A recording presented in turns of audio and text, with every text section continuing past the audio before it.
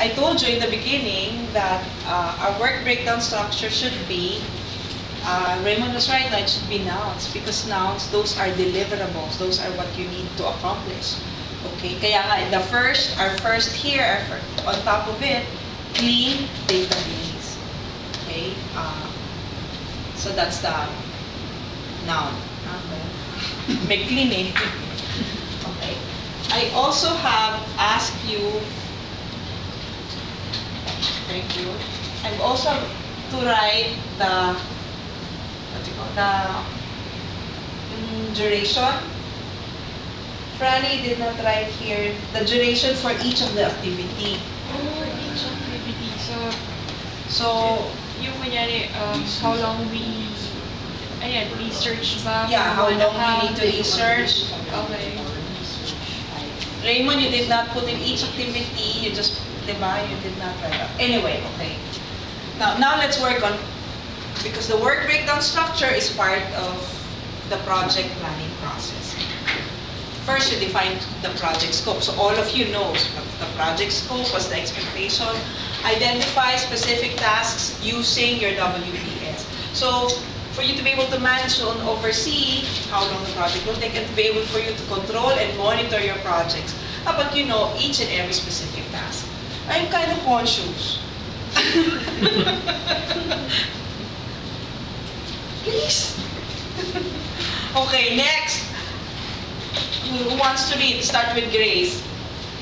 Define pros, project scope, identify specific task using your WBS. Okay, and next, number 2, Franny.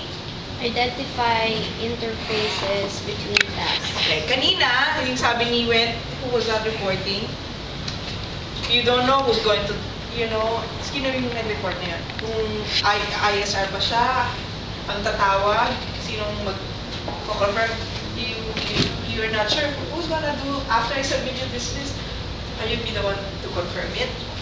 So let's identify in the beginning whose responsibility that will be. Okay? So when you start during the initiating, during your kick-off meeting, call it kick-off meeting in project management, in your kick-off meeting, you identify, these are my responsibilities, these are your responsibilities, you provide me with this when I send you this kind of list. So clear na, hindi na nag-iintayan kahit sino. Okay? No question on that? Assign responsibility for performance of each of the specific tasks, because there are interfaces on each of the tasks. Ito yung sasabi ko.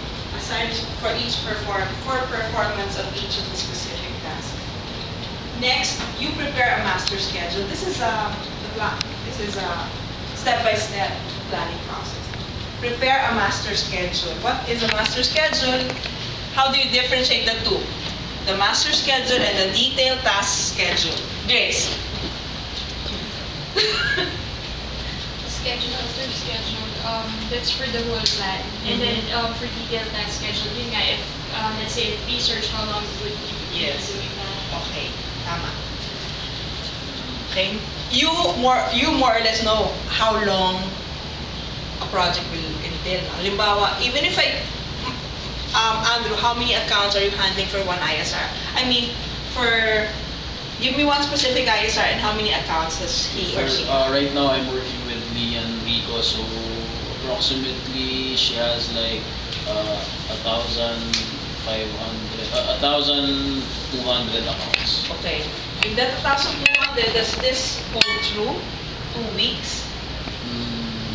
Yeah, kasi every person, we've agreed with Grace and Wendy that we will work with one person in a matter of 2 weeks. So in between the 2 weeks, yun nga yung wala ako, prepare detailed task schedule. So yung mga how many hours will be on the phone or fixing their accounts. So, but yung duration na is 2 weeks per person, but since I guess Grace told us that November we would be working with another we will be working with another with another project. Hindi itong project na per tao. Kasi parang we will be working with the billing addresses yata. Oh, that might not push through Okay, so anymore. anyway, that's what I had in mind. Kaya sabi ko 2 weeks lang. But it's ongoing. Kung walang ibang project, it's gonna be ongoing for the next couple of months. Okay, so 2 weeks for more or less 1,200, 1,500 database. If you have 7,000, In 2 weeks, not Can't do. workable, no? it's Cannot. workable pero it wouldn't be as much appealing yung kanyang Yung result. output. Pero syempre, parang since you've been, kaya nga minsan kaya maganda yung planning nga kasi if you showed them how much time you've been working on that Yeah, account, correct. hindi ka masyadong mababahala kasi hindi ka rin masyadong masisira kasi 2 weeks lang naman pala yung binigay and masashow yun sa iyong WBS. Kaya gusto ko yan. Okay, last? Wendy, Set up the project plan. do you create project plan for each of the account, for each of the ISR? This is something na mimis na natin, no? When you set up your project file, for example, ISR A, okay, so everything, paano yung ma-identify na all these files are just for our ISR A? Pare-pareho ba sila ng file name? Excel. Excel, nakapangalan dun sa Nakapangalan sa kanya. And if it's kinuha from Onyx yung information, we'll get what they do is kung kailan generate yung information, Pero regardless of who is that for? yeah, Ganun lang. that's like just going to be the file name kasi ito yung kay sa ISR. Pero nakalagay din yung name ni ISR sa file name. Okay. So Anything now that has you to have do to with your- create a little structure on the way you file your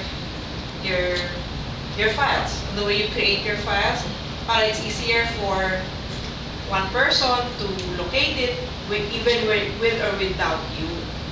For example, gagawa nyo, kayo bahala, halimbawa the ISR name, and then yung division or project or yung date, ganon. So every time you create